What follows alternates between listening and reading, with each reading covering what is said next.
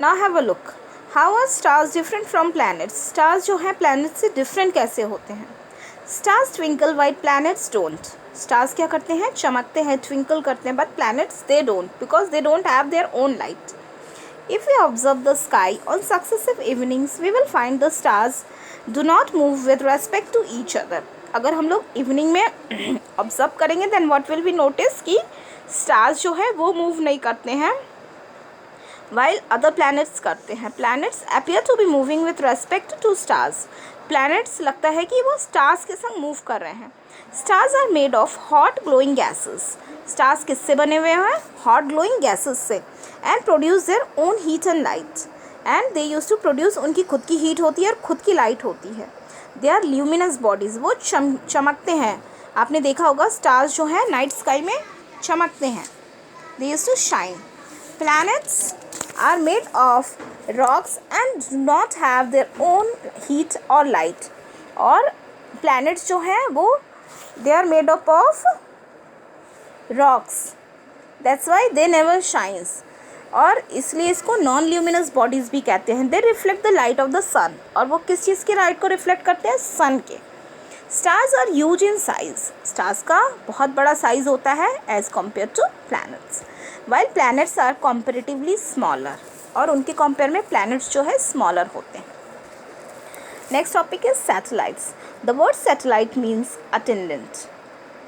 इसके अगर meaning wise देखेंगे देन सैटेलाइट का मतलब क्या होता है, अटेंडेंट, जो हमें अटेंड करता है, just like a secretary. It is a small celestial body और a man made device that revolves around a planet. ये कैसा होता है, ये एक स्मॉलर सेलेस्टियल बॉडी होता है और अ मैन मेड डिवाइस होता है जो कहाँ पर रिवॉल्व करता है, जिस प्लैनेट का है वो उसके अराउंड रिवॉल्व करता है. And that planet is known as host planet. Celestial satellites are also called natural satellites or moons because they have existed in space for millions of years. Celestial satellites को natural satellites भी बोलते हैं because वो nature में अपने आप है and from millions of years वो वहाँ पे exist कर रहा है. Just as planets revolve around the sun, satellites moves around the host planets.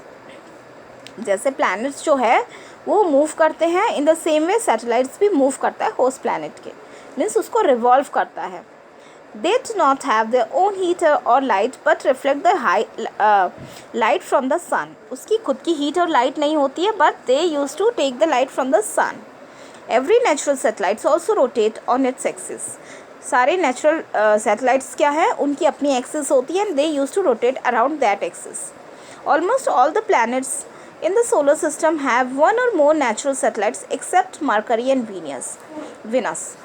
देखो सारे planets के अपने खुद के natural satellites हैं except Mercury and Venus. ये exceptions याद रखोगे कि Mercury और Venus के पास खुद के satellites नहीं हैं. They don't have any satellite of their own. Machines placed by humans to revolve around the host planet are called artificial satellites. वो machines that are man-made and they have been placed in the that are known as artificial satellites. They are placed for various purposes. और उनके purposes क्या होते हैं, क्यों human being ने suddenly machine बना दी and they have been placed in the as a satellite. देखो उनके पर्पसेस क्या क्या है, टेलीकम्युनिकेशन, जैसे कि मोबाइल और कम्युनिकेशन पर्पसेस से हमें चाहिए होता है. ये फैक्स कैसे हो जाता है, मोबाइल से नेटवर्क कहाँ से आता है, just because of these satellites. Radio, television transmission, observation and forecast of weather. अभी देखो ये सारे सर्विसेज देता है वो. और इन द सेम वे जो वेदर फोरकास्ट होते हैं ना, जो वेदर के न्यूज़ हमें मिलती है कि आज बारिश हो सकती है, just because of presence of these satellites वो हमें पहले ही वहाँ से इमेजेस सेंड कर देते हैं अर्थ पे. That's why. Next is moon. Moon क्या है, हमारा नेचुरल सैटेलाइट है. Earth has only one natural satellite known as the moon. हमारे पास ओनली वन है नेचुरल सैटेलाइट, वो है moon. Fifth largest among all natural satellites of the solar family. और इसका अगर सारे नेचुरल सैटेलाइट्स में हम कंपैरिजन करेंगे, इसका पोजीशन क्या है, फिफ्थ है. It is earth's closest neighbour in the space. और ये अर्थ का सबसे क्लोजेस्ट नेबर है, मीन्स सबसे नज़दीक यही है. और देखो उसकी डिस्टेंस दी हुई है, you have to learn this distance. Now move to next paragraph. The moon completes one revolution around the earth in 27 days and 8 hours. Moon जो है एक रेवोल्यूशन कितने टाइम में कंप्लीट करता है? 27 डेज और 8 आवर्स में. It spins on its axis at about the same time that it takes to complete an orbit of the earth. और उसका और अर्थ का जो स्पीड है ऑलमोस्ट सेम है. The rotation time about 27.3 days. As a result, we always see the same side of the moon from the earth. और just because उसकी speed same है ना, तो हमें सेम साइड ही दिखती है मून की always. The moon is opaque and shines because it reflects the light of the sun, just like a mirror. It takes about 1.28 seconds for the reflected light to reach us. अभी देखो ये क्या है, इसकी खुद की shine नहीं है. They used to take the light from the sun. और that's why it seems कि वो मिरर के जैसे चमक रहा है. और इसकी स्पीड जो है लाइट की, वो रिफ्लेक्ट करने की, अर्थ तक रीच करने के लिए, that is 1.28 seconds. The moon appears in the sky in different shapes. Moon जो है स्काई में अलग अलग शेप्स में दिखते हैं. These are called phases of the moon. और ये जो अलग अलग साइजेस है ना, they are known as phases of the moon. When it is barely visible, we call it अमावस्या और new moon.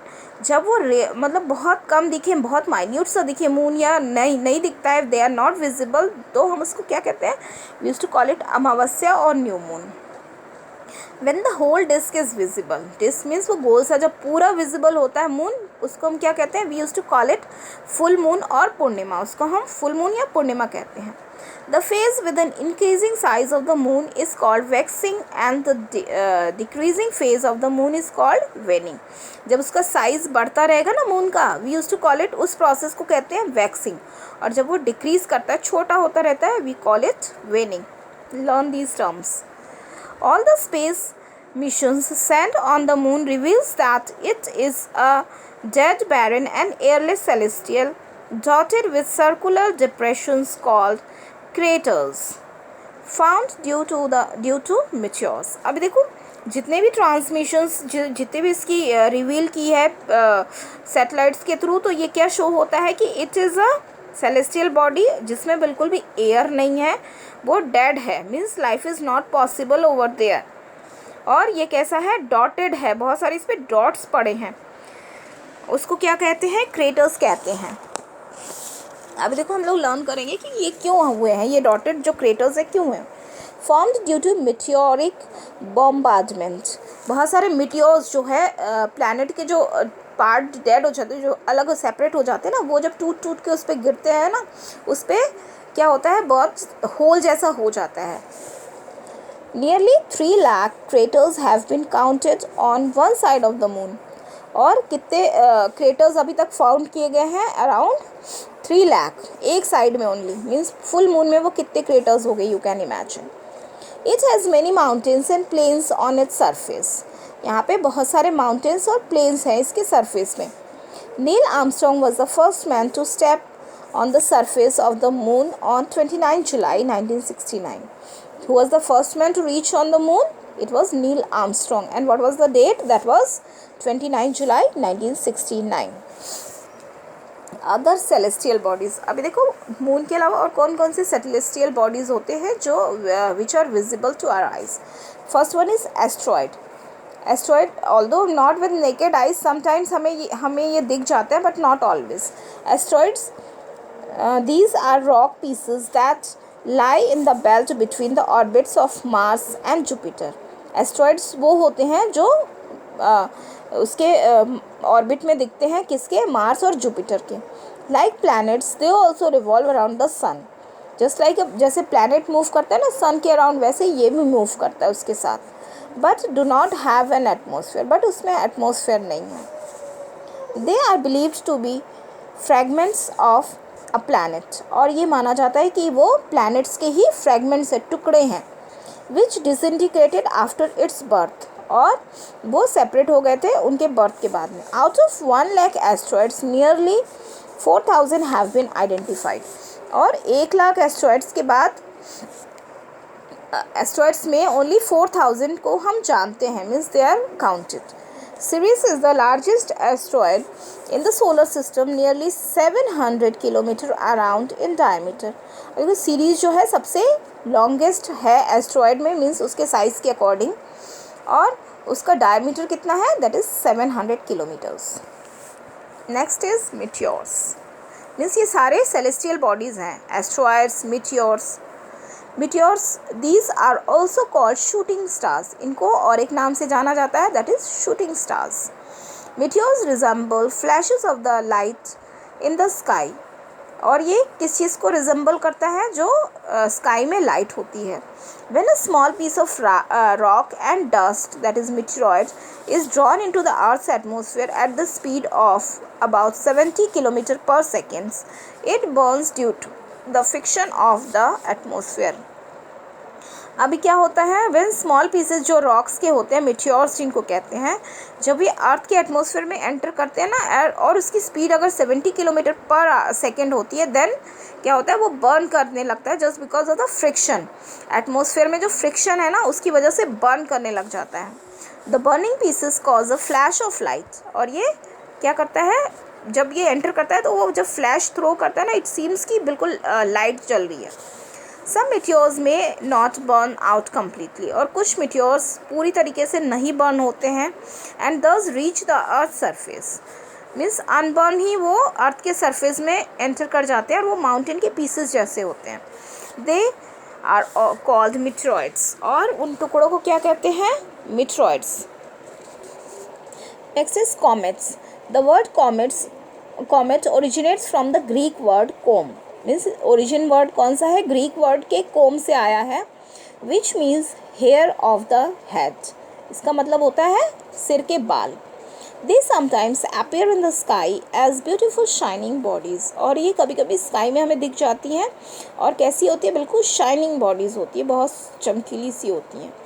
They are made up of ice gas and dust. और वो किन से बनी होती हैं, आइस से, गैस से और डस्ट से. As they approach the sun, the frozen surface starts to evaporate. अभी देखो आइस है, that's why अब जितना ये नज़दीक जाएगा सन के ना, तो वो क्या होता है, मेल्ट होके इवेपोरेट होना स्टार्ट होता है, forming a cloud of gas and dust. और वो किस में चेंज होता रहता है, क्लाउड में और गैस और डस्ट में. With 2 tails. और उसके 2 tails जैसे निकल जाते हैं.